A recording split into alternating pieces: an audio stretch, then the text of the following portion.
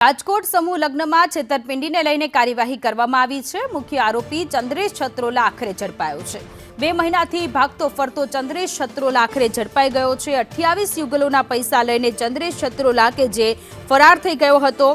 લગ્ન માટેનું આયોજન કરવામાં આવ્યું હતું, સમૂહ લગ્નનું આયોજન કરવામાં આવ્યું હતું, પરંતુ જ્યારે જાન આવી, જ્યારે કન્યા પક્ષવાળા આવ્યા ત્યારે આ લોકો આયોજકો કે જે પૈસા લઈને ચુમંતર થઈ ગયા હતા ત્યારે પોલીસ દ્વારા એ જે યુગલો હતા 28 જેટલા યુગલો કે જેમના લગ્ન કરાવવામાં આવ્યા હતા અને ત્યારે હવે તેનો જે મુખ્ય આરોપી છે ચંદ્રેશ છત્રોલા કે જેણે આખું આયોજન કર્યું હતું તે મુખ્ય આરોપી કે જે ફરાર થઈ ગયો હતો।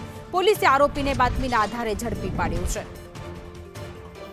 તો રાજકોટમાં ઋષિવંશી સમાજના સમૂહ લગ્નનું આયોજન કરવામાં આવ્યું હતું। ગયા વર્ષે આયોજન કરવામાં આવ્યું હતું, પરંતુ ત્યારે જે આયોજન કરતા હતા તે લોકો ફરાર થઈ ગયા હતા અને જે વરરાજા હતા, કન્યા પક્ષના જે લોકો હતા એ યુગલો કે જે યુગલો રઝળી પડ્યા હતા અને આખો મામલો પોલીસ સ્ટેશને પહોંચ્યો હતો અને ત્યારબાદ કેટલાક આયોજકોની અટકાયત કરવામાં આવી હતી અને પોલીસ દ્વારા જે મુખ્ય આરોપી છે ચંદ્રેશ છત્રોલા કે જે ફરાર થઈ ગયો હતો, પોલીસને બાતમી મળી હતી અને પોલીસે બાતમીના આધારે રેડ કરી અને ત્યારબાદ એ ચંદ્રેશ છત્રોલા કે જેને ઝડપી પાડવામાં આવ્યો છે।